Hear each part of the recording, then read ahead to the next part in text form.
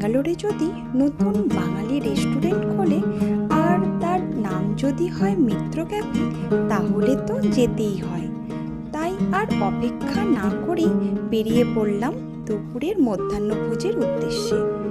100 বছরেরও বেশি সময় ধরে বাঙালির মনে প্রাণে রয়েছে মিত্র ক্যাফে।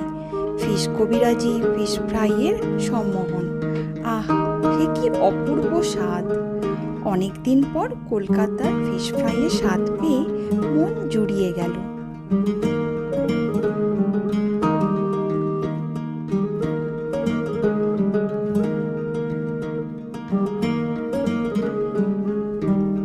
সাংস্কৃতিক চিত্রকলা আর শ্যামা সঙ্গীতের মেলবন্ধন পরিবেশকে করে তুলেছিল অনন্য সুন্দর।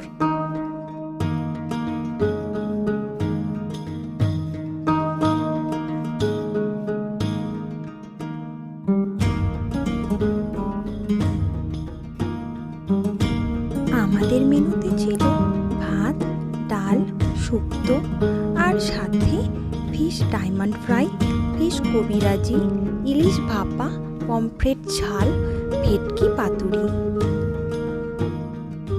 তবে আমার স্টার্টারটা মেন কোর্সের তুলনায় একটু বেশি ভালো লেগেছে। সব মিলিয়ে আমার তো মিত্র ক্যাফেতে গিয়ে বেশ ভালোই লাগলো। আপনাদের মিত্র ক্যাফেতে গিয়ে কার কেমন লাগে জানাতে ভুলবেন না কিন্তু।